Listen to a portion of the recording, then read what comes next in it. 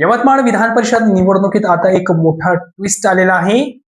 यवतमाळ स्थानिक प्राधिकरण मतदारसंघाच्या विधान परिषद निवडणुकीत ऐनवेळी मोठे राजकीय नाट्य घडले असून महाविकास आघाडीचे अधिकृत उमेदवार साहेबराव कांबळे यांनी उमेदवारी अर्ज मागे घेत नाही. त्यामुळे निवडणुकीचे चित्र बदलले असून आता महायुतीचे उमेदवार दुष्यंत चतुर्वेदी आणि भाजपचे बंडखोर नेते नितीन भुतडा यांच्यात थेट लढतीची शक्यता निर्माण झाली आहे. उमेदवारी माघारी घेण्याच्या अंतिम मुदतीपूर्वीच कांबळे यांनी जिल्हाधिकारी कार्यालयात जाऊन अर्ज मागे घेतला. संख्याबळ अपुरे असल्याने निवडणुकीत लढविणे शक्य नसल्याचे कारण त्यांनी दिले. तसेच उमेदवारी दिल्याबद्दल काँग्रेस नेत्यांचे आभारही मानले. कांबळे यांच्या माघारीमुळे महाविकास आघाडीला मोठा राजकीय धक्का बसला असून आता महाविकास आघाडीची भूमिका काय असणार याकडे सर्वांचे लक्ष लागले आहे.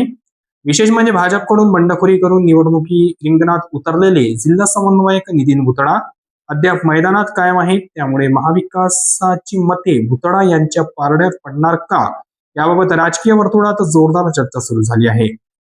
दरम्यान भुतडा यांनी नुकतीच राष्ट्रवादी काँग्रेसचे राज्यमंत्री इंद्रनील नाईक यांची भेट घेतल्याचे फोटो सोशल मीडियावर व्हायरल झाल्याने चर्चेला उधाण आले असून पडद्यामागे कोणाची साथ मिळणार आणि कोणाचे मत कोणाकडे वळणार याची उत्सुकता आता वाढली आहे. याशिवाय एमआयएम, वंचित जनशक्ती आणि अपक्ष नगरसेवकांची जवळपास 50हून अधिक मते निर्णायक ठरू शकतात.